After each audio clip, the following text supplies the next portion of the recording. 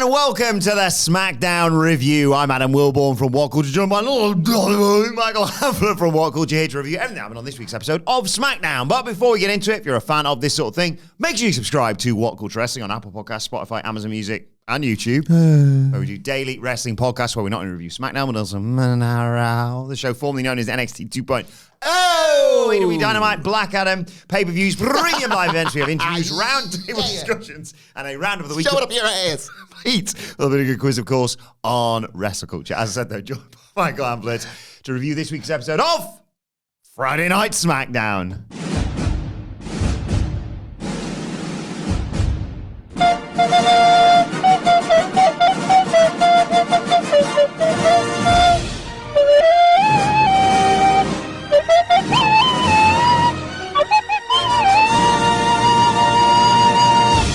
Another great 3 hours.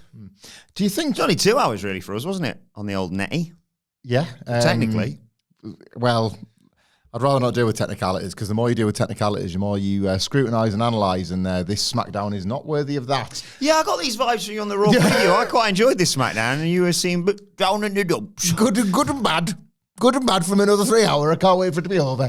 Well, we got 2 left. Hope so. Oh, we don't have to review next week. We don't have to review. We've got the craziest Tuesday in history. I never want it to come across like it's an obligation. This is my dream job. Let me tell you a little story. It's about a guy called 5-year-old me. I discovered pro wrestling, of which you can find a little bit more of the origin story on the 7 Wrestlers Theory podcast that we recorded last week. It's on the audio feed. And I look forward to flipping the script with you one of these days. But I was left to reflect after we recorded that on like really, really early days fandom and like any other sort of, you know, when you're a kid and ultimately like your memories are more of a, it's so weird how the human brain works. Your memories are in there somewhere, like they happened, you live them. But for what? Like the first, I would say 6, maybe 7 years of your life, it's like a scraping of the best bits. I remember having a poo in the bath. That's about it really in the early days. Right, but I mean, you were like 28. So I think by then you should be remembering more. Like it was 2022, mate. It should all be in. But from those years, like 7 or 8 years of your life, whatever it is, different for different people, I imagine, different needs, different brains. It's a scraping of headlines and like formative moments, like things that might have scared you, things that might have brought you the most joy. Probably the extremes of your emotion. Your brain is processing stuff. Remember Davor Suker mugging off who at the time was my favourite goalkeeper because he played for Man United, Peter Schmeichel at Euro 96. I was at Hillsborough for that one. Oh, you're at that game? Yeah, that took me. Yeah. So I was, what's that, 96? So I'd be 7. Right, so I was 7 years old, I think, when I went to Roker Park for the first time. First ever game of football? Yeah. No, I mean in football recorded history, because you're so old. Can't even get in. You did get me. That's fair. I said you pooed the bath as a 20-year-old. That's fine. I'll call it a draw. We'll cut 1-1. Yeah. You'll win. You always win. I can't stop being 40. Was it probably Preston North End, was it? It wasn't called football back then. Just a game of pigskin. What was I even talking about? That was it, yeah. Formative memories. And I remember my dad overhearing me, and I didn't care. I was busy booking the territory. Overhearing me providing commentary on the wrestling figures match I was having at the time. Can't sort of remember what that was. But I was basically doing it in probably like the Gorilla Monsoon or Vince McMahon commentator voice. As I imagine, say, younger listeners might have done with Jim Ross. Teach moment! Younger ones still will do with Victor. Imagine that. Imagine that as a kid today. That kid that we saw at Stand and Deliver in Dallas, and she's playing with her wrestling figures. Like, get in this mind palace that I'm just building right now. She's got her Stephanie Vaquer and Giulia action figures, right? Yeah. And she's booked Stephanie Vaquer versus Giulia for the NXT title. And she's got the figures out, and she's got the ring set, and she's good to go. And I was, say, flitting between, let's say, Gorilla Monsoon and Bobby Heenan, maybe, when I was younger. And she's got her figures, and they're having a hell of a match. The invisible crowd is going nuts. Yeah. Could be a title change. Julia's heel turn on the main roster has really kind of like spiked the interest over on Tuesday nights. She's running NXT on Tuesday. She's into it. And she's kind of like calling the match as she goes, and Stephanie Vaquer's in control. Then Giulia takes the heat, and she's doing the Vic Joseph bit, and she goes, oh, there's a move, Jesus Christ! And apparently, is she all right? And she's like, yeah. Yeah. And that's what she has to do when Stephanie Vaquer takes back over. Like, he screaming. Babyface takes over. Oh, yeah. I like it. I like it. What's she doing in there? Playing wrestling. Game's changed. We've got away from my original point. Sorry, yes. Which was that I would put on this, like, this Gorilla Monsoon, Vince McMahon, American, bombastic WWE announcer voice. Because all my life, I wanted to talk about wrestling. Never wanted to take a bump. Still haven't. Hopefully never will. Never ever wanted that. I see that, like, you watch as a kid and, man, you want to be in that ring. Not for me. No. Not for me. I like it. Sat here talking about it, waffling Do a on. promo. That's about it. Maybe. Don't even think I'll be that good at that. But just waffling on about the old business ski. My cup of tea. Sean Mooney in the event centre. In his little... The only thing I haven't achieved from this dream job, as the dreams get bigger and bigger and bigger, is one of those sports coats with the WWF logo on, you know? Yeah. Like, we all get, like, WhatCulture broadcaster sports coats. Purple blazers with this logo on, this podcast logo. Yeah. Something like that. So, you know, there's always more dreams. Different dreams, different needs. But that was my dream, and I live it every day. And going into this SmackDown, I never, ever wanted to come across, like, just because I thought some of this was like Turcarino City Jones, which doesn't require any explanation. No. I never want people to think I'm still not living my dream. I never, ever want that to sort of come across. Oh, what a bloody obligation this show was. But, like, pretty early in my Saturday morning viewing of this pre-Kylie. So I'm hyped for a good Saturday. Yeah, good mood. Hyped for a good Saturday.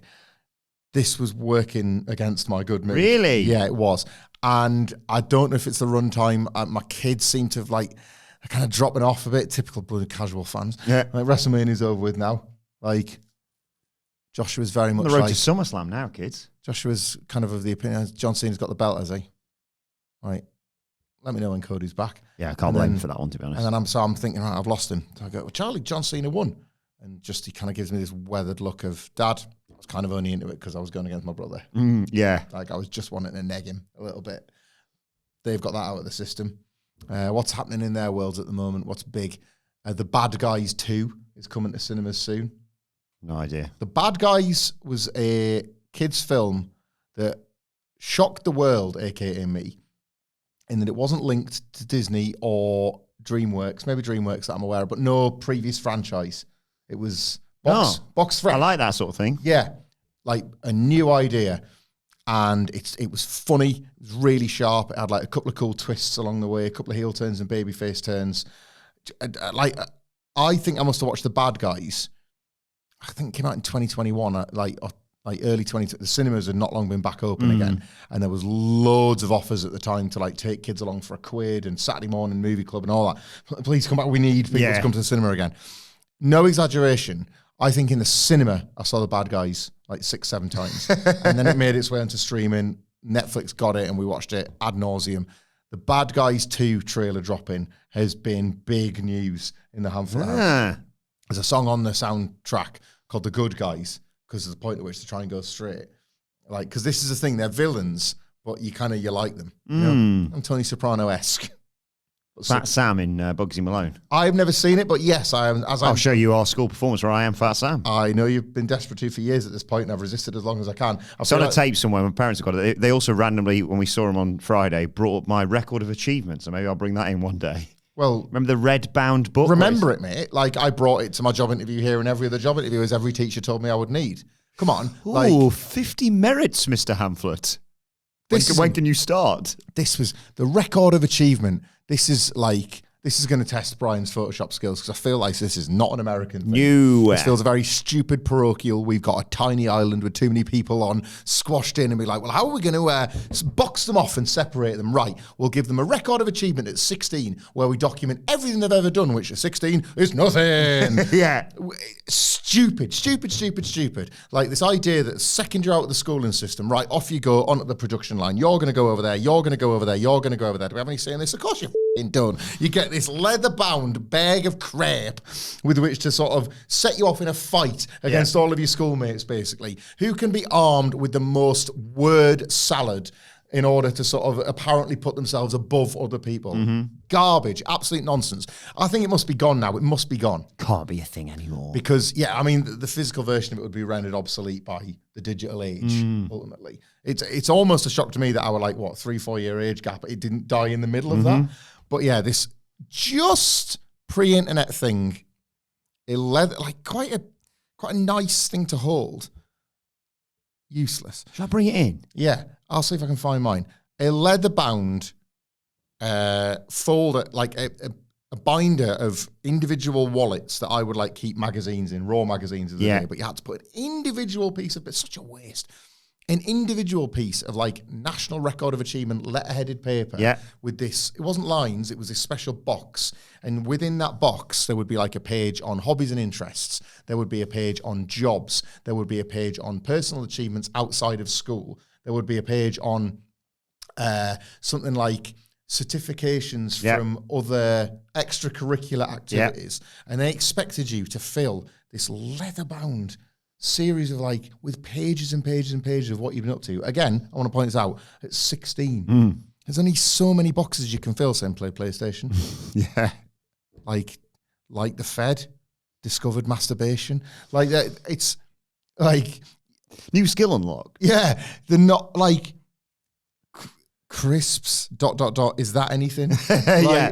It was... Yeah, I want something in a packet of Walkers. Yeah, I got a little blue bag and it had... I thought it was going to be 20 quid. It was, in fact, a second pack of Walkers. I went straight back to the newsagents. I got my pack of Walkers. My friend Johnny once ate a square hoop in front of us. You can't include that for trying to get a job, apparently. You went. So my route, and everybody had a different one. So my route was, finish my GCSEs. I wanted to go to college because there was a media studies course that I wanted to take, and we didn't have that at school level. I don't think it had yet gotten into the sixth art and an IT. There weren't really things you could do at school because I am old. We could do IT in a computer lab. Ooh. One big room. There was something in my secondary school called the internet computer. To sort of put it in perspective. So college, in a computer lab with all of the computers on the internet was a pretty tantalizing prospect. So I wanted to go to college, and I got just about enough grades to go to college. And then at college in England is what they would what would it be in America? It's high school, but the highest bit. Yeah, what is sixth form? I went sixth form. What? Sixth form college. Yeah, I went to a sixth form college. What is sixth form in America? High school. Oh no, American education system, sixth form.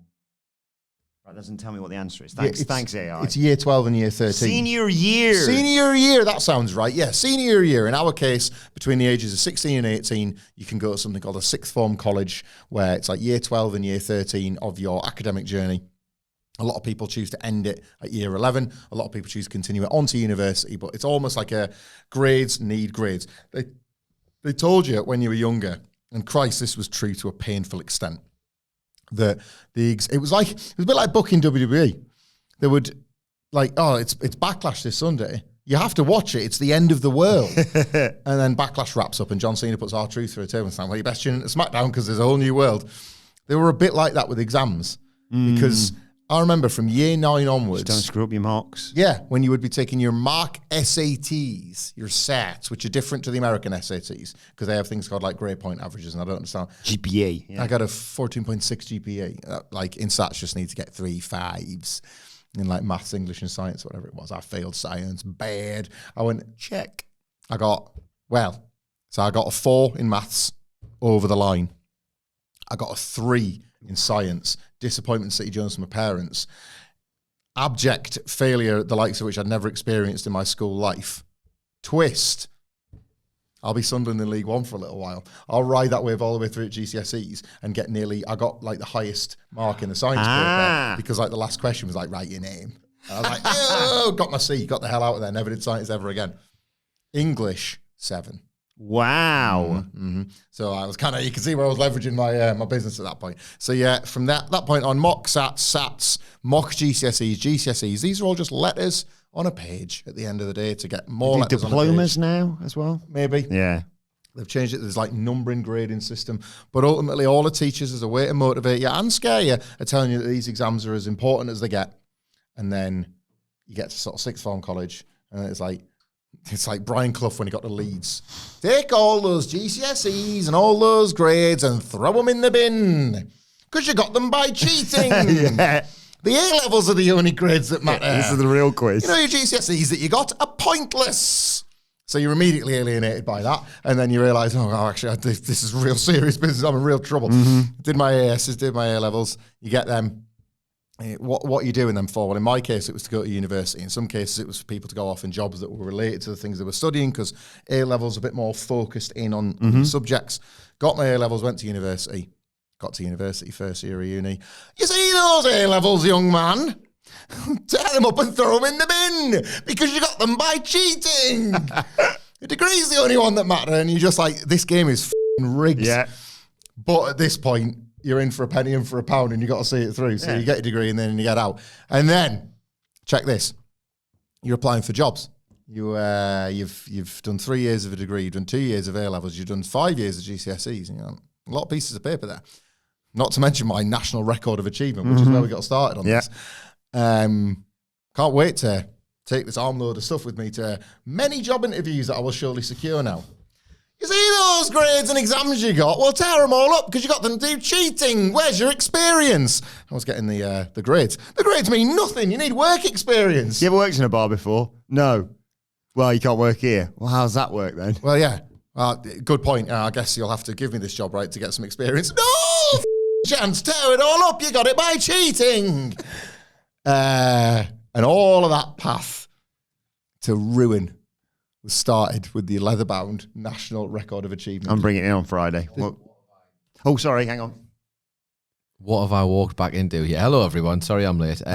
What happened? The SmackDown review, of My course. parents dropped off for some reason, I presume they're just clearing space in the house now, dropped off my record of achievement on Friday. What? I don't even know what that means. It's like So do we think we've unlocked there we the last go. It year must for be it? one of the. I'll bring it in on Friday. I felt like I was like Wilbourn should have been too young because we were talking about how like between me and him the digital age happened and there was just no need for paper-based waffle lying about the things you did. Well, I did karate for a week. I was in Cubs. Like I'm so excited to look through mine now. I'll see if I can dig mine out as well. What was it? What's it called? A record of achievement. It was a big. I've just It's like explained it's this to the viewers, but it was a big It's like leather a burgundy book, isn't it? Yeah. Where you had to write out all the things you'd supposedly done with your time between the age of 5 and 16. That was my triple B, the big burgundy book. That's a diary then, right? No. It's just a diary, lads. No, it's a big old. All will be revealed on Friday. Big old burgundy book, if I can find mine. Diary that you kept. Go bar for bar. Kept notes Well, I of got life. 15 merits. Yeah. Oh, God, merits. I'd give, grades-wise, I'd give SmackDown a B-, I think, this week. That's fair. I'd tear that grade up and throw it in the bin, mate. Because you got it through cheating. Another classic Nia Jax match. Oh, that's not really a thing news, is it now? She just has class matches. That's what Nia Jax does. I think it's time. Great to see that photo of her with it covered in blood after she got the chair kicked in sure her face. did. Anyway, that was the end of the show. Start at the beginning of the show because out comes Solo Sikoa, Jacob, Fatu, and Jeff Cobb. Sorry, that's not Jeff Cobb. That's JC Mateo, as Solo introduced him. Well, it sort of came about throughout this promo. We talked a little bit about this on the Raw preview. It's just a name. Names are names. Been spent most of my adult life calling a guy triple. Yes. No, I think you'll just get used to it after about a week. Yeah, already used to it. Like the sentence, JC Mateo match was kind of crap, already sounds normal. So I think we're good. So Solo says Roman losing the title at WrestleMania ruined everything.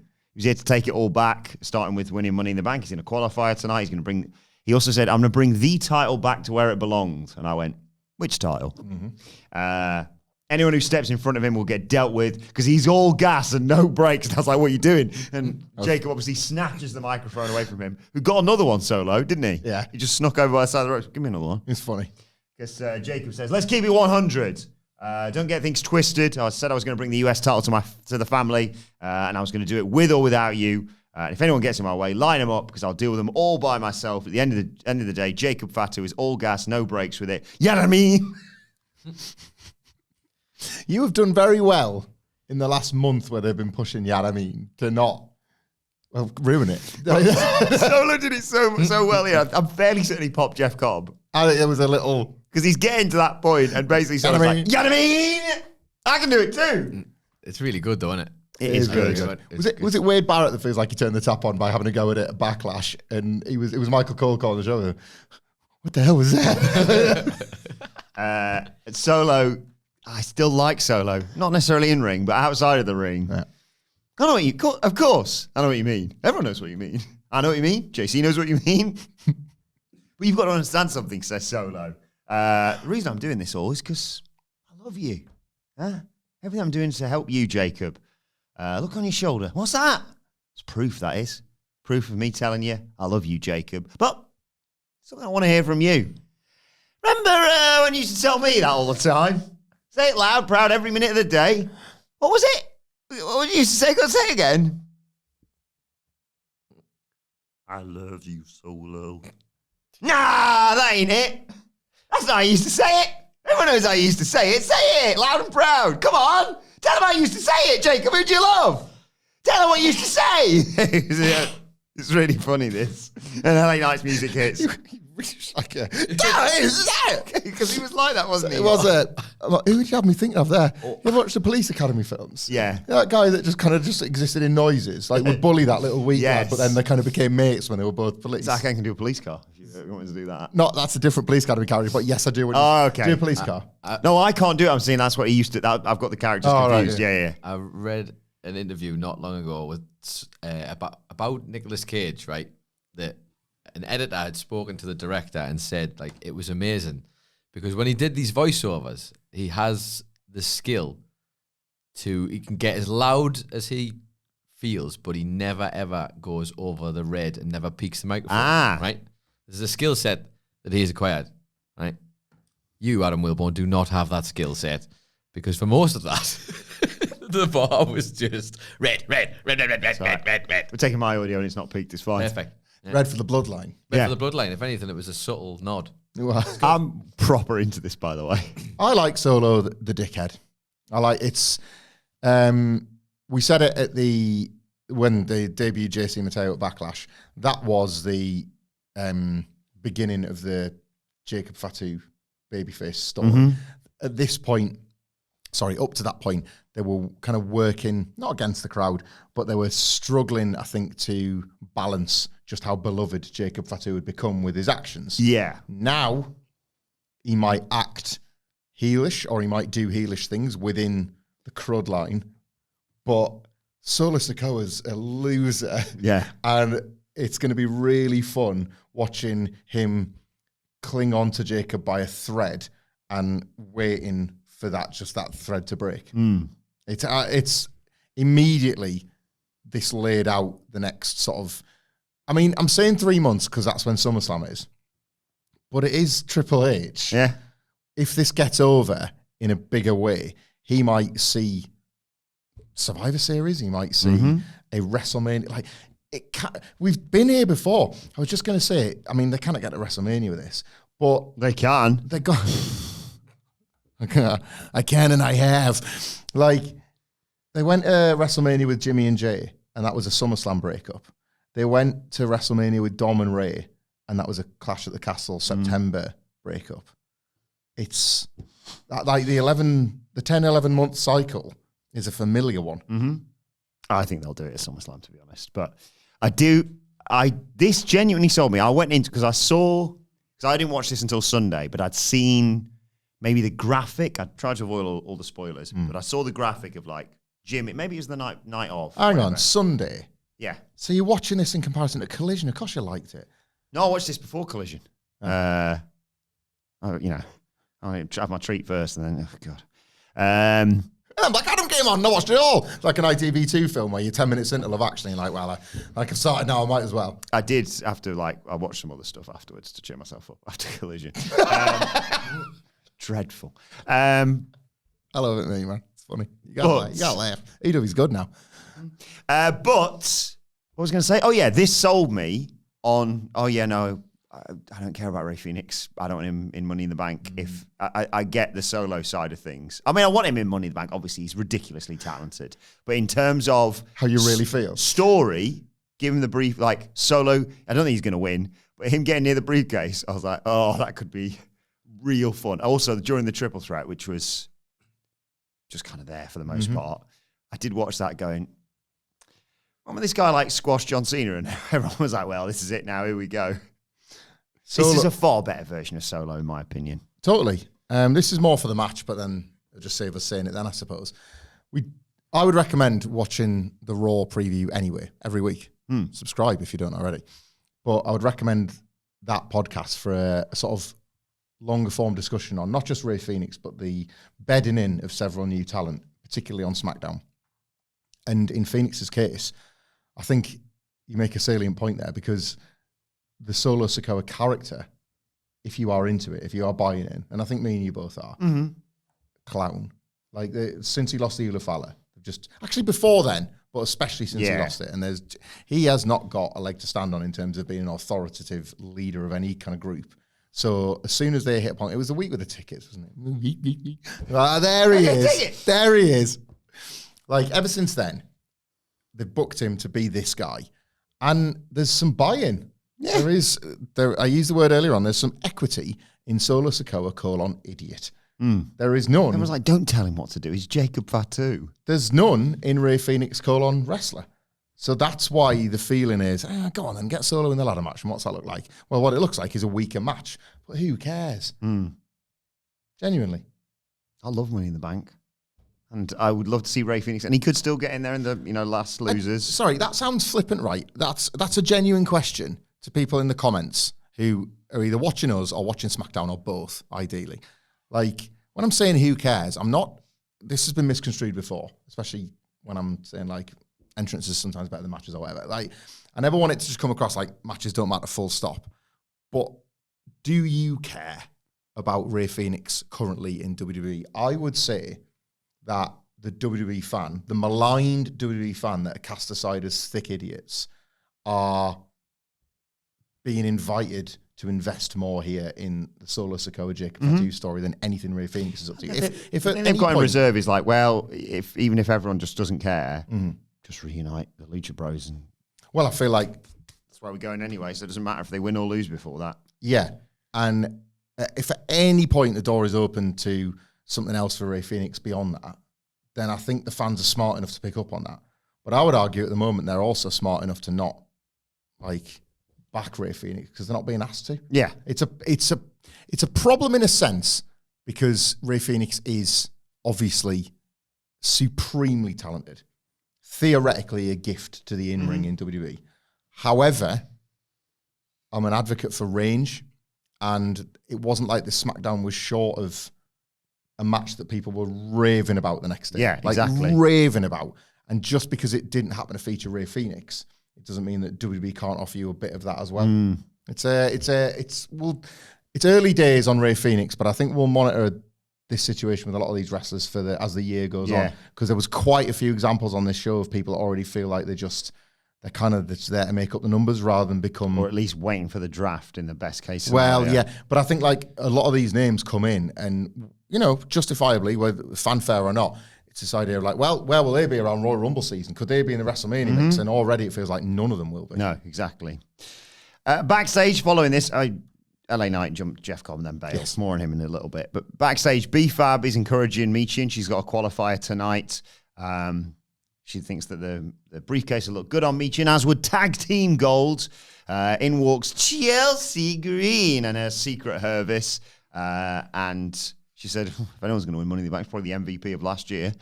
And I'm going to implement a beautiful social economic policy with trickle-down effects that will lower interest rates for the secret Hervis. Don't know what that means. But in walks Alexa Bliss, who scares Chelsea Green, basically, and basically tells her, see you out there. And B-Fab informs the rest of the secret Hervis that they are banned from ringside, and Chelsea wants to put tariffs on mediocrity. This was good from Chelsea Green. I think, this is not my take from a wordplay point of view, I wish it was, from a where WWE is trending point of view. I don't like it at all. As they continue to sort of tiptoe through the chudlips, Okay. and integrate themselves more with, how would you, stars of the alt-right. Like, I don't know how you would describe some of the arseholes that they're currently platforming front row at various Raw events, or, yeah, I don't want to get political, but people that may or may not have attended WrestleMania or whatever, and now bringing in, let's say, divisive policies of the current governance of the United States of America. Mm-hmm. I wish I could remember who tweeted this or where I saw this, because shout out to them, because feels like it's where they're going to get to. And let's say some of the stuff they've done with El Grande Americano, Gulf of America, mariachi band of the old American Lex Luger music. She's going to start handing out green cards. Isn't she? Yeah. That's where this is going to go. Chelsea Green is going to deem you worthy of staying on SmackDown or getting the hell out by giving over a green card. It's a great shout. Well, it's good. It's great wordplay. Yes. Chelsea Green was in action, though, yes, in this, a triple threat qualifying match. Chelsea Doesn't versus... get his ideas. I like him. Chelsea versus Michin versus Alexa Bliss. Bliss and Michin immediately just like, well, get Chelsea Green out of here and we'll just fight out between the two, which they did on several occasions. They attempt a double baseball slide drop kick and hit. Well, one of them hits it. But they spent so much time basking in their own work that Chelsea Green hits a dive onto both of them to take us to a break. When we come back, Green's in control of Bliss, but Michin hits her with consecutive German suplexes and a sit-out powerbomb. Puts them both in the corner, hits that long back attack after twerking. Then it was a fun sort of finish to this, because I bought the finish on a couple of occasions, because I wanted Chelsea Green to win this. But I understand why. And I'm fine with Alexa as well, to be fair. Michin's fine. I just didn't think she was going to win. No, she was the one you knew was going to lose, but yeah. So Michin hit Green with the Eat Defeat. Bliss breaks up that cover. Bliss hit Michin with Twisted Bliss, but Green pulls Bliss out of the ring, and I thought, this is it. Green hits Michin with the Unprettier, but Bliss, just at the last second, yanks them out of the ring, and Bliss hit, I think, Green with the Sister Abigail for the 1-2-3, which got a decent pop, to be fair. It did. I saw a little bit of pushback on not so much Alexa Bliss winning, but Chelsea Green losing. Yeah. I get it, but I was almost relieved that we had a bit of conviction in the booking. WWE of late has leaned in or back on DQs and kind of advertising stuff they've got no real intent of paying off in any significant way. This was a match with a conclusive outcome. Chelsea Green is a star-studded women's Money in the Bank match, couldn't it? Well, Chelsea Green's on enough of a losing streak that, you can beat her now and still keep her hot. She's amazing at keeping herself over. I don't think this is like going to suddenly stifle a push or like squash anything that they're working on with Secret Service. But Alexa Bliss has been a massive deal since she's come back. She feels like she's going to be involved. I'm quite sort of looking on with intrigue on the storyline that we're going to get to with Alexa Bliss elsewhere on this card. I didn't see that coming, and I kind of want to know what's going on there. And Chelsea Green complaining about not getting in the match is one of the easiest things to book ahead of either her getting in or her doing something to try and disrupt it on the night. Yeah. Like, she's a character that, like, the whole reason she started getting over, if you remember, was how to cope with the embarrassment of bad defeats. It was like getting eliminated from the Rumble in record time, getting pinned in quick, matches or whatever. That's where it all starts for a character like Chelsea Green, and then she kind of just works her way up to winning titles. It's not a backward step for her. If anything, it's better than just having, say, like Michin out there to take the token loss. I like that for Chelsea Green and Alexa Bliss, because a significant win and a significant loss has happened, and the wins and losses should matter. What followed was a brilliant tag match. It was former NXT Tag Team Champions, that being, of course, Axiom.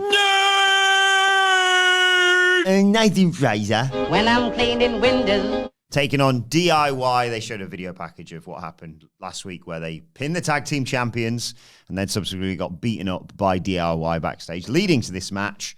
Fraxiom are awesome.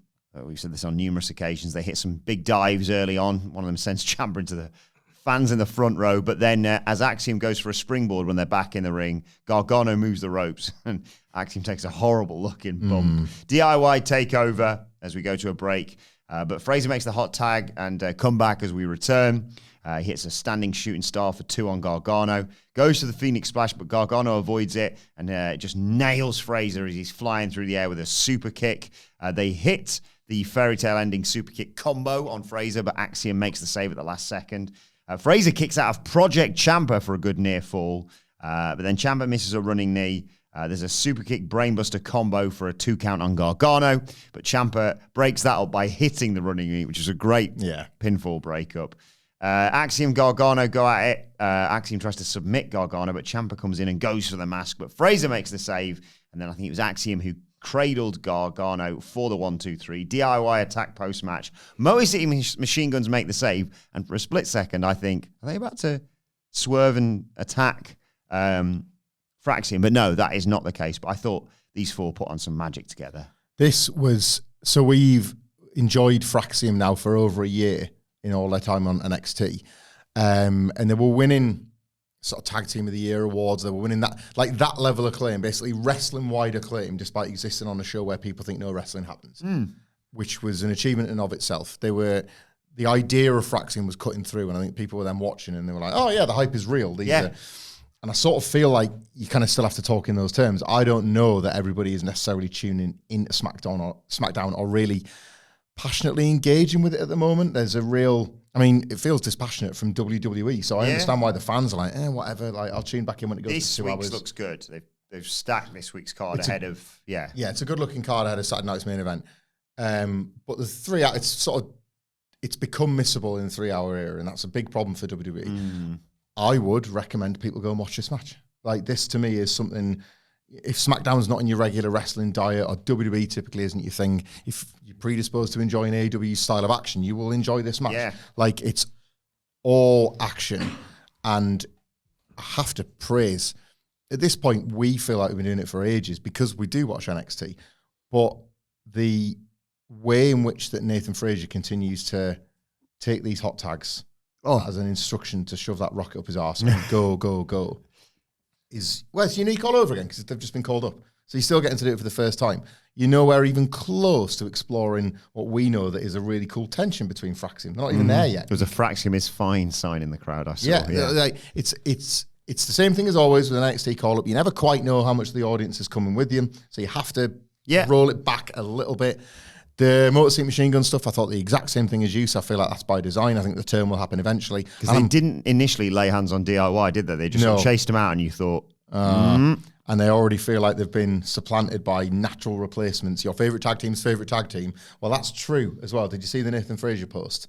A really, really lovely post. He identifies Shane, Chris Sabin and Alex Shelley, as crucial in his development and how it was really near the knuckle about him potentially having to go back to the UK because his visa was going to run out and the pandemic was hitting. Couldn't have been a worse time.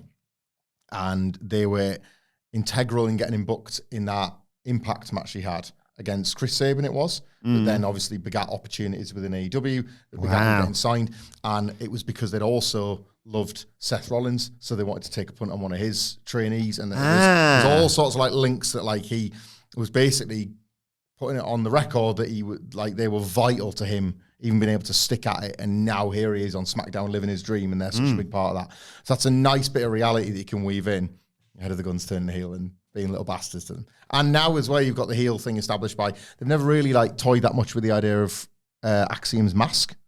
Yes. And take it off. Well, I mean, he's an absolute piece under there, isn't he? Nathan Fraser can see just fine. He can see when he's pulling all of his wacky faces. Yeah. But like, Ciampa going for that now, that's you've identified that for one of the first times really as a thing to try and protect and preserve as well. Great match, and that was followed by some even better news for Fraxiom. They're getting a tag title match this coming week. Street Profits congratulating them backstage, but reminding them, we weren't 100% when you beat us. Now we are. I hope you are too. And Fraser has to be calmed down somewhat by Axiom, who tells him to get focused. And that's the first little glimpse of the difference between the two as people. Amigo. Like that, we've not really had much before now. So there it is. Nathan Fraser's there. The reason it's so fast because he's got a bloody hot head. And now we get to see that play out. In amongst all this as well, by the way, Rey Fenix runs into Andrade El Idolo backstage. They're happy to have taken care of Los Garza last week. And Elo says, maybe I'll see you in Money in the Bank. Fenix says, yeah, he had a WrestleMania moment, but the fire burning within him is burning more than ever, and he's ready for the next level. Solo interrupts and asks where LA Knight is, and they feign not speaking English, basically. I couldn't believe that like Triple H would program these wrestlers together. Just real turn up for the Bucks. Then we got a sit-down interview with R-Truth, the brilliant Wade Barrett asking the questions here.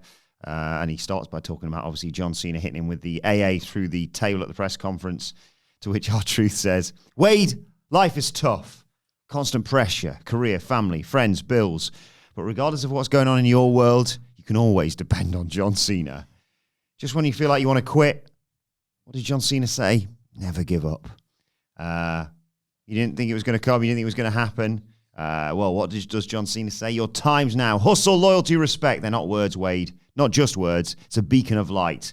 If John Cena did it, so could you. And Wade quite rightly goes like, Truth, listen to yourself. You sound crazy. You literally the reason why John Cena won that match at Backlash.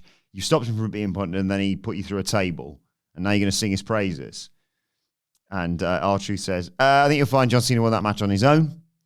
You don't know John Cena like I know John Cena. That man at the press conference wasn't John Cena. He wouldn't turn his back on the people that support and love him. He wouldn't talk about ruining wrestling, putting his friend, brother through a table. I don't want to fight John, but if I have to beat him back into his senses, then I'll do it. I'm going to do it. I already spoke to the SmackDown GM. I can't remember what his name is, Wade, but it's set. Saturday night's main event. John Cena is the greatest of all time. But remember what my hero told me. Face the impossible, never give up. And I'm going to walk out whatever happens on Saturday with my head held high because I'm going to live by 3 words. Hustle, loyalty, and respect. And that's what's up. I like this match. I like the match. It's non-title, right? Yeah, I think so. I like the match too. This was a bit all over the place, wasn't it? Especially considering that they used the tape setting and they could have gone again, or they could have thought, this isn't really tracking. I don't think I get it. I don't really... It's so half in, half out. They haven't just outright had R-Truth come to his senses on John Cena. And if anything, if even he realises John Cena is bad, then what hope is there for any of us? Like, he's the last holdout of John Cena still having some goodness within him. And presumably, they're going to use the match to explore that. John Cena is going to Gunther, Pat McAfee, poor R-Truth. And that's going to be this, like, right, there really is no way back. And John Cena teased for the first time when he'd beaten Randy Orton that, like, yeah, he's not one for subtlety, is he? But that kind of, like, moment of, like, oh, should I really be doing this? Like a little bit of reflection. Shall I do it? Yeah. Should I get him?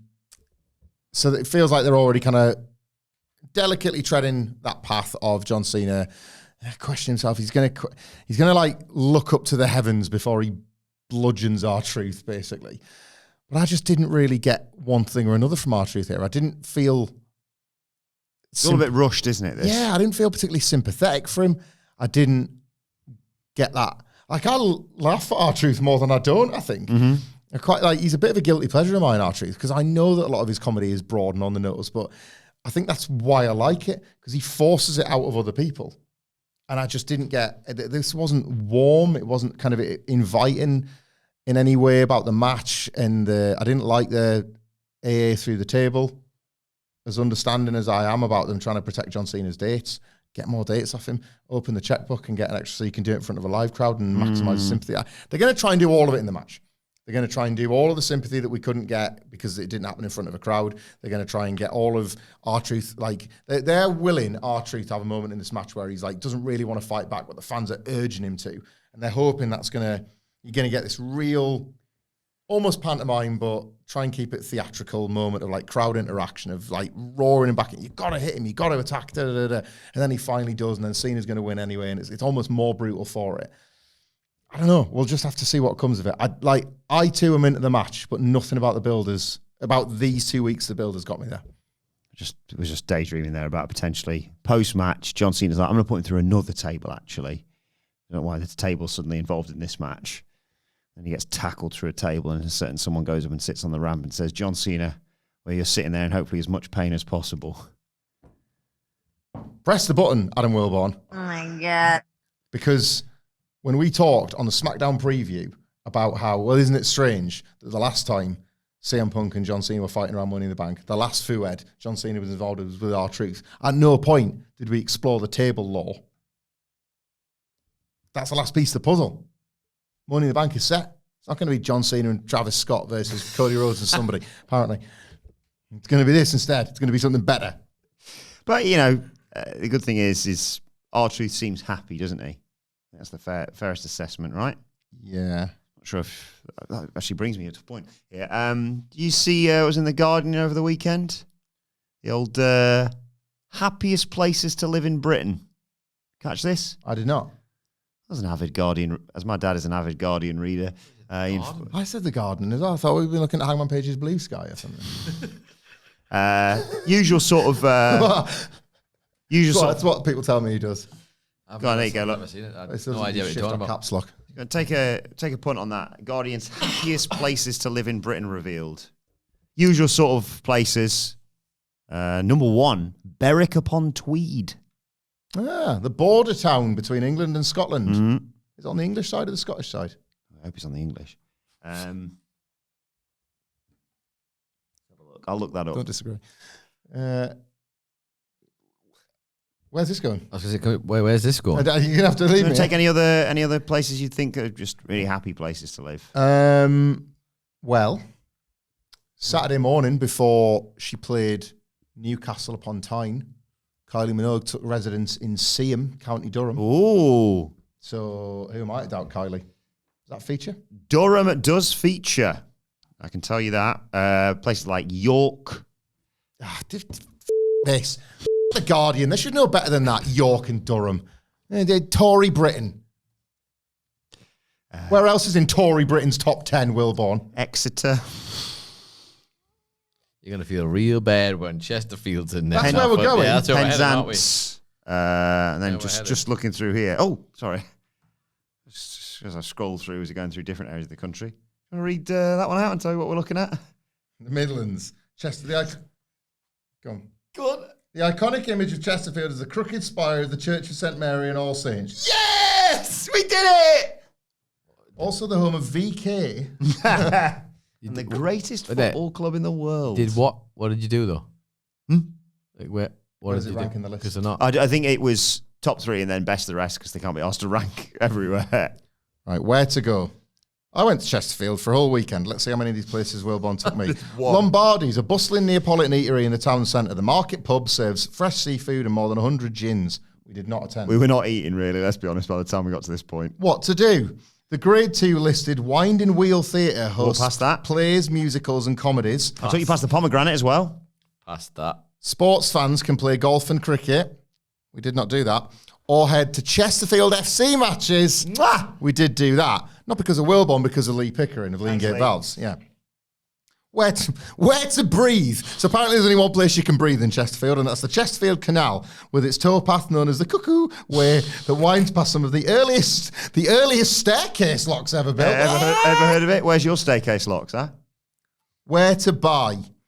Areas west of the town centre towards the Peak District are the most sought after. In the suburbs, you'll find picturesque villages and stone cottages. The average house price was above £202,000 in February, so Quid's in. it's not achievable when we're all earning below the living wage. Where else? Where are some other places? I don't see Walsall on this list. Who's the real winner?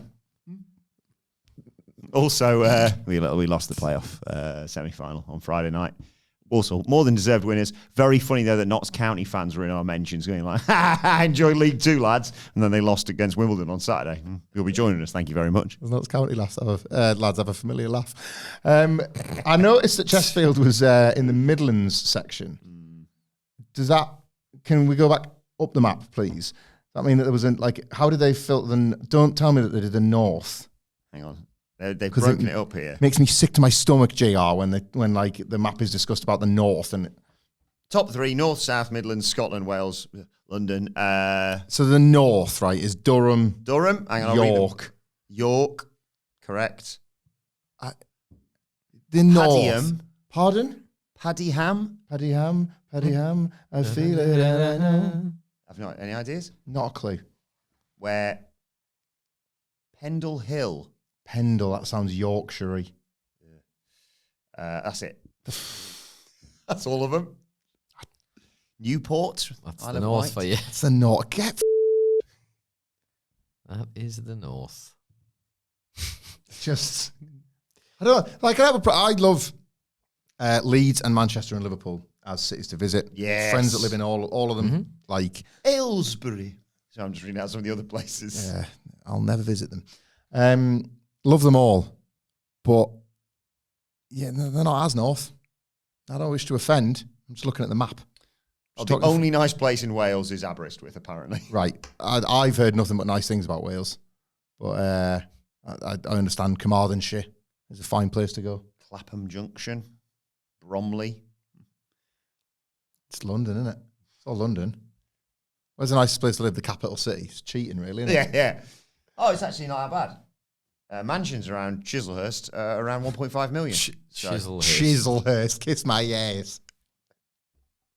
No offense to any listeners of viewers that live in Chislehurst. But if you're a listener of you that lives in Chislehurst, Cameo, search Michael Hamflett, tip well. Adam Wilbourn's on there. Chislehurst just sounds like what's she called, man? That Queen. Emerald Fennell, the director. Emerald Fennell It lives sounds in like some. It might not even be that, but it sounds like where Emerald Fennell would live. Yeah. And then she'd do films about what it's like to be hanging around with poor people. Yeah. Who aren't actually poor. There you go. If you that's too rich for your blood, why don't you go to Bounds Green in London, where a one-bedroom flat is around £300,000? Well, it's steal. We're knackered. we're absolutely knackered. Oh, someone's given up here. Clapham Junction. 2-bed flat, 700 grand. Right. What to do? In terms of the wider area, there's loads happening for people with babies and kids. They've just got, bollocks, you do something, can't you? I don't know, take them over the... In terms of the wider area, have you seen our friend the Tube? Go anywhere you want, all around London on Walk trains. west or north, you'll soon find the Thames. I feel like that's like, it's 5 to 5, we need to send this in. What can you find? Well, the river's got to be that way. You like clocks? You'll fucking love Big Ben. Anyway, after what just happened? Oh yeah, our truth interview. After that, we get a great. Want to make a call? Red phone box down that way. Do you want to get a bus? They're hard to miss, mate. Got this Guardian list. You'll wait ages for one, and then two will come along at once. After the break, great day. Guardian used to mean something. Honestly, man. It used to mean garden about 10 minutes ago. The Guardian, gardening. Gardening. With that and the BBC was all we had. A Damian Priest video. That's not true. You had your national record of achievement as well. And the national record of achievement. She waits till I flex on you on Friday. I'm going to have to try and find mine. I can't have kept it. It never served a single purpose. No, I was astonished. It was like, what the hell are you doing here? National record. We've also found some old shoes of yours. Oh, thank goodness. Shoes I've not worn in 15 years. That'll come in handy. It's that character from Rick and Morty that just annoys everybody. Mr. Meeksies, is it? Mr. Meeksies, yeah. That's the next one. Yeah. Ooh-wee. Off. Priest and Drew are stuck in a cycle, it seems. They keep sabotaging each other until they destroy everything around them. Priest is sick of being stuck in Drew's childish BS. They need a conclusion. How about a cage match at Saturday night's main event? Yes, please. Okay. I like that. Yeah, it's fine, isn't it? Like, we're done. We're done. Yeah. There's not been too much. I will give them the benefit of the doubt, WWE. There's not been too much WrestleMania hangover stuff. I think, in terms of matches you want to see again from WrestleMania, yeah, this. I liked it, and they kind of sold the injury element of it from the match at Backlash, so fine. That's a cage match. I was going to say, the one thing Drew's got to remember is maybe not land back first on the stairs this time, but that was Hell in a Cell, of course. It's still pretty rough, yeah. Yeah. Following this, we got Aleister Black versus Carmelo Hayes with The Miz. The Miz just announced as the new host of American Gladiators, by the way. Yeah, we might have to give that first episode a look. I was looking up American Gladiators because obviously we've got, all the classics of your, I don't know, the Wolfman or Nightshade or Jet. Take a guess at some of the names of gladiators. I've just got the original series open here. So it's 89-90 American Gladiators. You've got 12 to guess. Right, I know there was one called Nitro. Oh, hang on. Bingo! And then there was like a surf dude with attitude, and he was called like Beach or Sand, Bucket and Spade. Something like that. He had a guy called Malibu. Malibu, that's the one. Like big long hair, tall shagger. Like, yeah. Baywatch the Gladiator. Malibu, yeah. Bronco came as an injury replacement during this first season. Bronco. What about some of the lady gladiators? Think of a very famous lady wrestler from the... Trish. No, earlier. Elizabeth. No. Sensation. No. What's the weather outside today? Sunny. Correct. Oh, okay.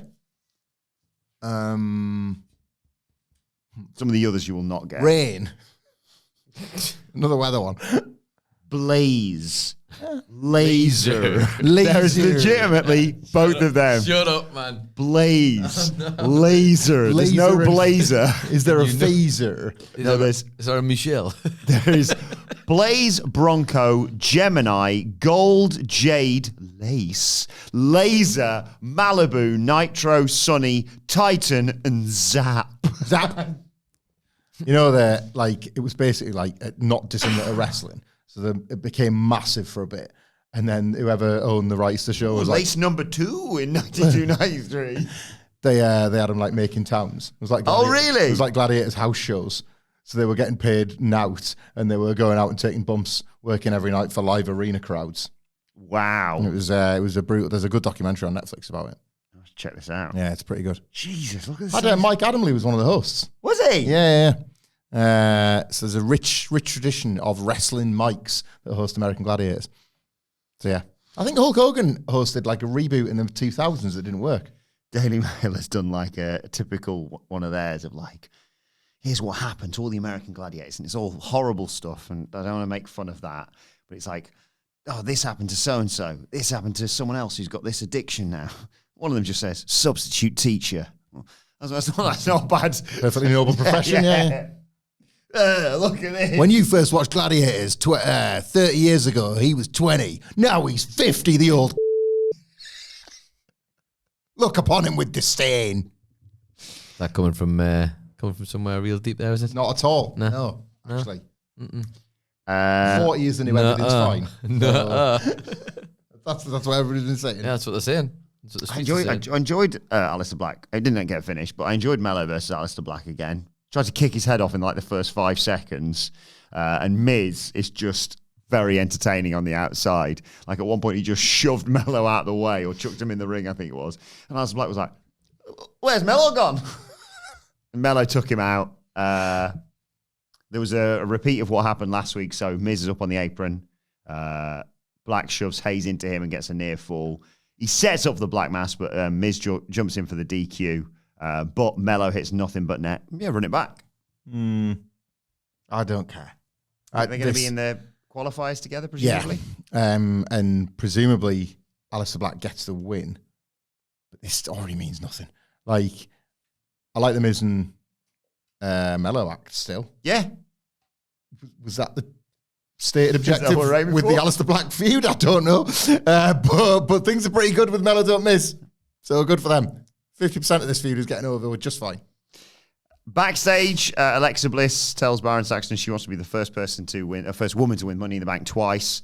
But then she goes up to Charlotte Flair and says, look, I remember what you did for me when I was down in NXT. And I want to say thanks for that. And, I'm here for you if you need it. And Charlotte Flair's like, I don't remember any of that. She's waiting outside of the SmackDown GM's office. I can't remember what his name is. But out walks Giulia, and SmackDown GM reveals she is the newest signing to SmackDown, the newest member of the SmackDown roster. And then he invites Flair into his office to discuss Money in the Bank. But before she goes, she's just like, "Stay out of my way, I don't need you," to Alexa Bliss. A lot to unpack. Yeah. What's happened there with Giulia, first of all? Obviously, her and Roxanne Perez had a big loss, but that union was what turned her heel, basically. And now she's up and already... And in a qualifier next week, Charlotte, Giulia, and Zelina Vega. It's a big one. You're either going to beat a champion, you're going to beat a newcomer, or you're going to beat Charlotte Flair. Well, that's not happening, is it? No. So, but it's tough to call. You're going to beat a champion or a newcomer. If it's that way. And when I say you, I mean Charlotte Flair. So we'll let that one play out. Giulia on SmackDown, that's what's going on there. We'll see. I assumed that she'd be set on Raw for quite a while, but not the case. Don't know if it's rash, don't know if they've got a plan, don't know. She's sort of speedrunner WWE time, hasn't she? Yeah. In title, injury, drop title, come back, stand and deliver, right onto the main roster. We've seen everything. Yeah. So don't know how that's going to go. Alexa and Charlotte. What is going on there? It tapped a vein with people because all weekend, one of the only things I saw people fantasy booking or speculating upon after this SmackDown was Alexa and Charlotte. And they were doing it by finding loads of old clips. And it's the same thing as what's happened with Becky and Bayley. By Becky kind of speaking this long-standing rivalry with Bayley into existence, people have gone and found like disparate moments between the two where, see, Becky's telling the truth. Oh, Becky's a liar. But it's like you can use clips to prove anything. Everyone's done everything. It's weekly episodic. Yeah. Everyone's fought everyone 100 times, right? They've been doing this with Alexa Bliss and Charlotte. There's been a couple of points where Alexa's like either been talking to the other horsewomen or there's been like Twitter spats. Remember all the dark rumors about Alexa Bliss and Sasha Banks not getting along from way back? All of this stuff's getting unearthed as if to present this as a shoot, and that all the other horsewomen and Alexa didn't really get along. Charlotte did. Who knows? Who knows what any of that is? Could be nothing. They've probably fought at Survivor Series brand versus brand, if memory serves. And that never came up. And that never came up then. You know, they didn't make stuff up. But that reflects an interest that people have in wanting to make a longer story out of this. And if Alexa is ever going to be a part of, I don't know what the frig is going on with the Wyatt Six, but something of a corrupting influence, Charlotte Flair maybe not being able to find her way back and suffering these losses. Maybe she loses the qualifier, you know, maybe, and then you've got two losses, high profile, back to back, and is Charlotte Flair just ever going to regain form? And Alexa helps her and whatever, she's qualified and Charlotte didn't, but maybe the two of them working together. Evolution 2's on the horizon, and they're two of the veterans at this point. Oh, I didn't even think about that. They're two of the veterans as opposed to a lot more of the talent that have come through since. Let's see where this goes. I'm interested in this. We got a video package hyping up the main event, as if we needed it. And then a promo from Drew McIntyre, who limped down to the ring after what happened, obviously, at Backlash, saying, Priest claims he's in the McIntyre vortex. I've been stuck in this for over a year, and being stuck in it is the only reason Priest's actually relevant anymore. He says, I beat you clean in a street fight. You're obsessed, you're jealous. I'm everything you ever wanted to be. I'm better in every single way. I would have been Grand Slam champion if not for you. He's trying to take out the competition as Damian Priest. That's why he chokeslammed me off a platform onto the concrete. But he accepts the cage match for Saturday night's main event and says that only one man will walk out of the cage. The other will leave on a stretcher. There's a nice moment where he crosses paths with Solo and his gang as he leaves. So yeah, the matches for Saturday night's main event. Cage match, Drew McIntyre, Damian Priest, John Cena, R-Truth, Jey Uso, Logan Paul for the World Heavyweight Championship, and CM Punk and Sami Zayn versus Seth Rollins and Bron Breakker. Yeah, I don't know who wins, and that's the nice thing I'll say for this Drew and Damian Priest thing, because that line felt pointed. When Punk beat Drew, he had that thing where they had to put him on, like he collapsed and had to put the gas and air on him as he was walking out. The idea was to sell the ramifications of the Hell in a Cell. Now, Drew is talking like he's kind of assumed the Punk role in this feud. Like, you're only relevant because of me, and now we're fighting in a cage, and that the similarities feel there on purpose. So whoever does win, that stretcher thing feels like it's going to happen, doesn't it? Someone's going to suffer enough that they're going to have to suffer the consequences of this defeat and be off TV a few weeks and sell the ramifications. And whoever wins has got a lot of momentum going into Money in the Bank when both of them are going to be vying for it. Yeah. This is kind of an unofficial qualifier for the ladder match, realistically, isn't it? Because whoever wins this is surely going in the ladder match. Yeah, I agree. I think it should be Drew, to be honest. Yes, I think so too. Speaking of Money in the Bank qualifiers, it was Solo Sikoa versus Jimmy Uso versus Rey Fenix. Solo still thinks that he can form a partnership with Jimmy Uso, who just looked at him. Yeah. Fenix takes out Uso and Sikoa there with a flying crossbody outside the ring. But Solo comes back with a spinning solo and hits Jimmy with the one on the announce table as well as we head to a break. Then there was a weird bit. Sikoa's holding up Fenix for Jimmy to come off the top and dive onto him. Jimmy goes for it, but Fenix ducks and catches him in a roll-up. And the referee Charles Robinson, just wasn't even paying any attention. That was like this odd flash of reality that, like, it's one thing for them to be a botch, right? It was a botch. That was what this was, a referee botch. But it was such a strange botch. And it was like, oh, all of this is fake. I can't watch this and engage anymore. Like, all of wrestling, I guess I'll never watch again. Because he was just bored at work, like in a mind of his own. And when you, like, we sit at desks and we type away or we do whatever, like, that'd be like you recapping the match. And like when Sid does his bit, like somebody needed to scream, Senator, Charles Robinson, in the middle of a match. You know what was good? It ripped at the fabric of everything. It also worked quite well because a bit like when you're at like a lower league football match and you see something off the ball and the ref hasn't seen it, everyone's going, Ref, come on! It was so weird, isn't it? Yeah, it was so, especially someone like Charles. Yeah, like, you know, and that's fine. Like, he's got the tenure at this point to allow for the odd little Unless he's a member of the bloodline. Has he been corrupted? I don't know. I don't know. Is he gonna split up Bagu? Fenix hit an awesome move I've not seen before. He ran along the ropes and kicked Jimmy Uso in the face. That was when the rest of Solo's gang tried to get involved. Jacob Fatu jumps up, gets super kicked.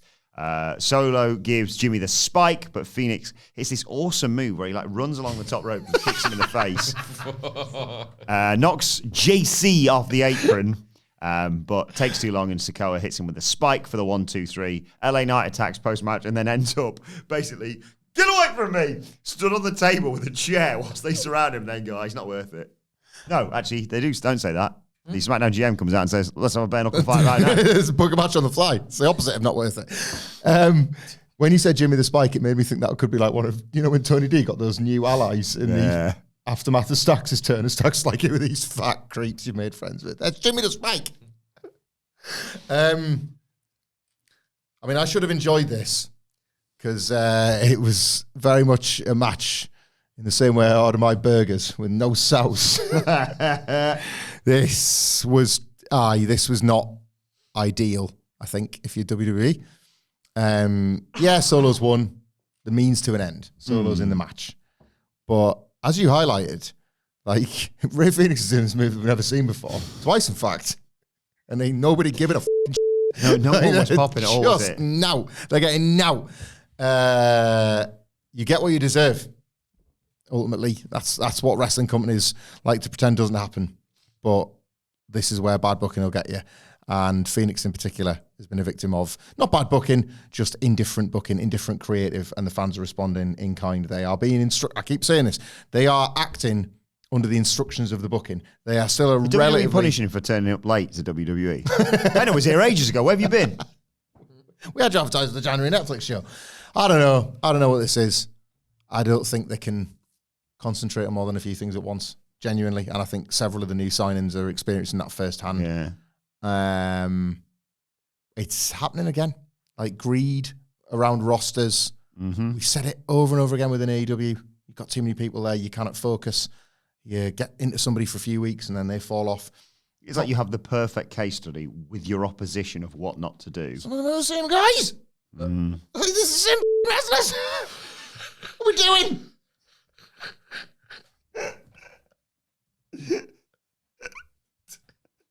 So we got another match. It was LA Knight versus. I know everyone's saying, when are we going to get a JC Mateo match? Well, we got it. He was in his street clothes, which we talked about in the Raw preview. If you want to know our thoughts on that, he looked like he wearing Dean Ambrose's old clothes, didn't he? Yeah. Take your shirt off. He dominates early on against LA Knight, but LA Knight comes back, then gets distracted by Solo, but then there's a couple of nice spots there. I wish there was more here for JC Mateo. There was the nice overhead belly-to-belly suplex to the floor to take us to a break. They come back from the break, and it felt like that no one had told him because there was like a bear hug spot, and I was like, "You're back now, lads. Crack on." It's another referee that was sleeping on the job. Yeah. Knight fights out of it, though, makes a comeback, but JC hits a spinning back suplex and a standing moonsault for 2. That did look awesome. Did. Knight takes out Sikoa and Jacob Fatu jumping off the middle rope, but as he comes back in, Tour of the Islands from JC gets him his first win. Bad booking. Bad booking. The fans didn't care about this, and that's a huge problem because JT Mateo's brand spanking new. Like, I'll praise WWE for stuff that people don't think warrants praise, like getting the basics right. I like seeing the basics done well. I love seeing the basics done brilliantly. That's one of my favorite things in wrestling because ultimately the core tenets never fail you. And too often wrestling promoters or bookers or whoever, creative people, think that, we need it's a Russo thing. We need to tear up the scripts. You know, there needs to be a shift in the paradigm. Some things are the way they are for a reason. And bringing somebody in with a dominant win where you see all their best moves exists for a reason. Yeah.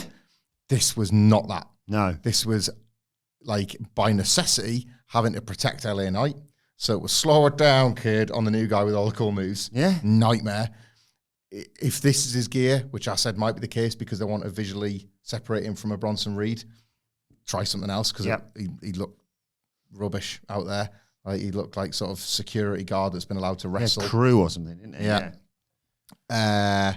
All wrong. Just all overthought, totally. Impromptu match. That always comes with this idea of, so you weren't really valuable enough to put on the show, but then a match has fallen into my lap and I've got TV time to fill. Go on, then you can have it. Like Doesn't happen on the 2-hour one. Nah, this was flawed from the off. A lot of people behind the scenes know better than to present JC Mateo like this. A big. I was going to say a big swing and a miss, but it didn't feel like that big a swing. It was just a big miss. Santos is backstage with Angel. They can't find Berto. Angel basically says he needs some space. Santos is worried that Berto's listening to the wrong people who don't know anything about loyalty or the big picture. He's gaslighting Angel to bring him back, basically. It'd be a real shame to lose all that loyalty for the actions of one selfish person. I mean, like, this has got to be going somewhere. Angel's going to bring him home, allegedly. Yeah. It's been going on weeks. But again, there's like such minimal. It's a weird thing, isn't it? This is quite a long-term story. And it gets almost no focus every week apart from like a quite quiet backstage conversation. So strange. It's like we've put 8 weeks of building to this. Like, where's Berto? That's all everybody's asking. Where is it? Where's Berto? He's going to like return. Alberto's back. Like, it's going to be zero fanfare. We found him. Wow, Berto. How we got him? He's just in the Metro Centre. Sometimes it's hard to find people in there. Speaking of comebacks, Shinsuke Nakamura. He's still got his eyes on LA Knight. Doesn't fear Aleister Black, though. Black hides behind smoke and mirrors because he fears the darkness. There's something lurking in Black that he wants to bring out. Next week, he's going to beat both of them and go to Money in the Bank. Aleister Black and Shinsuke Nakamura. And LA Knight. Are they trying to arm Sidge with grenades to lob at me? What is this? Like, furthermore, You should make Sid review this. I've got an article that is impending rather than published called Wrestlers That Have Been Benched, all caps. And Get it out quickly. Shinsuke's in it. But I don't think that even when he's returned, that's going to be out of date. No. Put it like that. I just have a sense that I thought it was nice you to come back to eat the pin in this match. I've got a sinking feeling Nakamura isn't going to give a shit. But we'll see. Yeah. Because he sure said some stuff about Aleister Black. So if I'm Aleister Black, I'll be trying to decode the riddles that he is speaking in. We didn't do riddles anymore, so No. he lost his ability. He rests. Just before the main event. Crap, innit? It's crap, this. Yeah, that wasn't good. Okay, it's rubbish. I did not need to see Shinsuke Nakamura coming back. No. Before the main event, Tiffany Stratton versus Tiffany Jax. I was going to call her there. Tiffany Stratton versus Tiffany Stratton.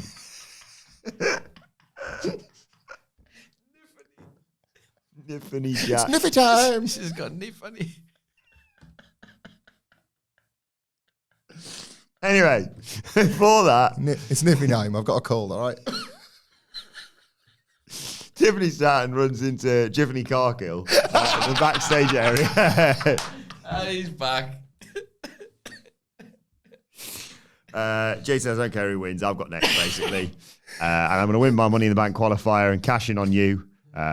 Tiffany says, which doesn't make sense as a word now anymore. Tiffany says that Tiffany can keep talking all she wants, but don't get too comfortable because Tiffany's always ready. Tiffany may be good enough to qualify and win women's Money in the Bank match, but as long as Tiffany is the champion, Tiffany will never be good enough to cash in on her. Toodles! And Niffany was lurking in the background. That's Naomi, by the way, and not Nia Jax. We've been waiting for Tiffany, Niffany, and Tiffany. See, like kind of when they name those characters, we're like, at some point that's going to come up. Yeah. So I'm just glad it finally has. Just to clarify, then Nia Jax is Niffany. Yes. But Naomi is also Niffany. Yes. Yeah, she's Naming pattern's gone to... Well, I was going to do a Jackie Redmond one, but then I was like, that's just another Tiffany, and we've had Tiffany Cargill. Tiffany. Naomi. Naomi. I did like her lurking. Like a luminous...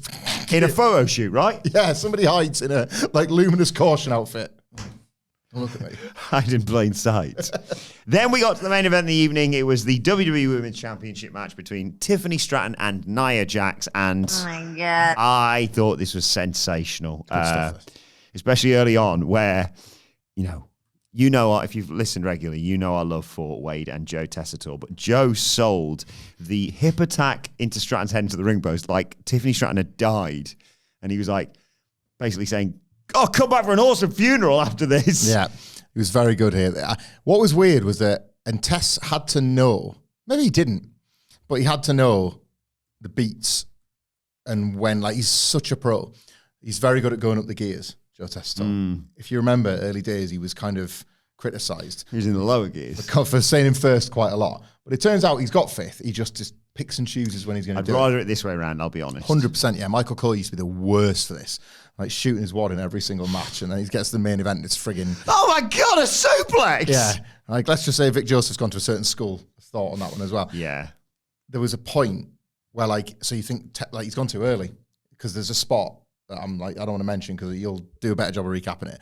But for Tess to still have more in the chamber when this spot was hit, and you think, well, the title's changing hands off the back of this, surely. Oh, so impressive, like, as an announcer, to get you there when he'd already seemingly taken you at the brink. I was watching this match, and I initially started watching it like, like both of these people involved in it, obviously. But we know what's happening. And I went from very much the sort of, this will be a good, really good main event.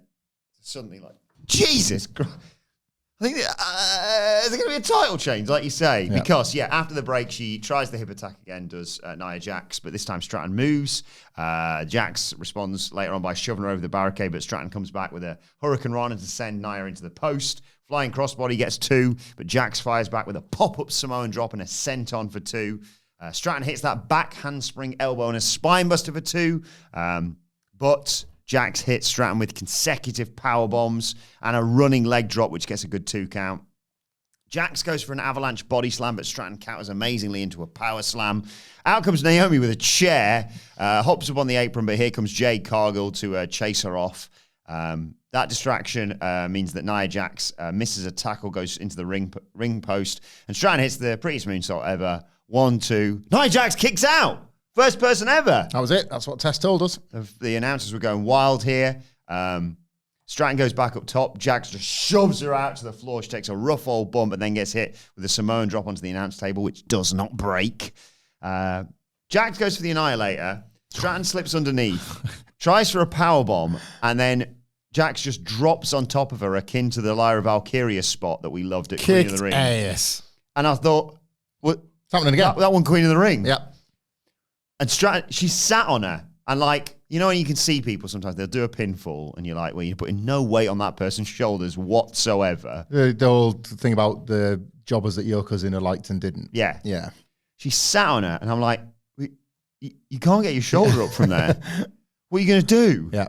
And then just at the last second, 1, 2, her hand reaches out, perfectly timed, grabs the ropes for a rope break. Jax can't believe it. So she just goes, right, I'm taking the title. But it's all a ruse, actually, because she takes the title belt, chucks it back to the referee to distract him, and grabs a chair. But as she's coming back in, Stratton drop kicks the chair right into her face. Boom! And it's a rough old shot for Nia Jax to take, but she gets hit with the prettiest moonsault ever. Tiffany Stratton wins and retains. Yeah. presumably Nia Jax's skull shoot exploded. Have you seen the picture of it? Yep. So unless there was sort of a before she got hit with it, she'd like done the blade job, or there was a real art to it. I'll be honest, I watched it once and I haven't gone back to try to look intricately, or if this is just a full-on shoot chair at the face that's bust her open at the side or whatever. Holy goddamn. Like, great finish to a great match. Nia Jax and Tiffany Stratton have done good stuff together before, seemingly because they've got that mates thing where they don't mind hitting each other really hard. Yes. Like, they lay in. We've seen them do this in the past. Do you remember, like, Tiffany's cash-in was particularly violent? But this Annihilator spot, they won't, it's wrestling, but I would love them, try and be disciplined and keep this to about once a year, because it was incredible when she used it against Lyra Valkyria for the win. It was just as effective when she used it for a 2 count here. Save this. It's all or nothing, isn't it? Like, if she gets hit, if someone counters the Annihilator there, they should beat her. Yeah. But But it's a kill shot, yeah. theoretically. And you've now got it's 1-on-1 as a counter thing. So how's it going to go the next time? Save it. Like, really preserve it. No. The Nia Jax... Especially because they've sort of trained us in recent weeks that you've had quite a few spots with the likes of Jade Cargill and stuff where people have, like Piper Niv has been used for this as well. A bigger opponent goes to their usual sort of big move off the top and someone sneaks and, oh my God, how have they got the strength to hit that? There was a bit of me that was just sort of resigned of like, oh, okay, so Tiffany's going to, another, freakish moment of strength, which is incredibly impressive, obviously, but it's been kind of overdone. That when she just went onto her, I was like, well, that's enough. The title's changing hands. Yeah, totally. They've been WWE, like their babyface Triple H really likes his babyface champion to take their licks. And like Tiffany has been taking her liftings. Like if you, from the Nia Jax matches, Bayley, the Charlotte Flair war at WrestleMania, she's been put through the ringer physically. And it's doing her babyface sort of persona no harm, because she's still more of a Twiffany, I would say, than an outright Fiffany or a Hiffany. And I just think that this type of work will continue to serve her well. Just brilliant. Love this main event. Nia Jax again. TV wrestler, safe pair of hands, Nia Jax. No more pay-per-views for you. Yeah. It's always good on SmackDown. Yeah. Really good ending to the show. Maybe that's why I felt so good about it all. The last 10 minutes. I'm a dog. Anyway, let us know your thoughts on SmackDown in the comments section below, or on X at WhatCulture WWE. Watch there. You can follow all three of us. You can follow Michael Hamflett at Michael Hamflett. You can follow our long-suffering producer, Adam Nicholas, at... It's Adam Nicholas. And you can follow me at Adam Wilbourn. Follow us all at WhatCulture WWE, as I said. Make sure you subscribe to What Culture Wrestling, wherever you get your podcasts from, for daily wrestling podcasts. The Raw preview is available right now. And Michael Sidgwick having his say on AEW Collision. I'm looking forward to it. Is on its way a little bit later on. But for now, this has been the SmackDown review. My thanks to Michael Hamflett. Thank you for joining us. And we are not going yet, because we've talked on this review about... Just pull it back 1 second, because on the SmackDown review, what we've talked about... nearly. There's been a riot if that had happened. Absolutely seamless. We've talked about Jeff Cobb as JC Mateo, Fraxiom versus DIY. Tiffany defending the WWE Women's Championship against Tiffany. Alexa Bliss and Solo Sikoa heading to Money in the Bank, and major Saturday night's main event developments. Oh, the SmackDown review. It's got all this and so much Tiffany. See you soon.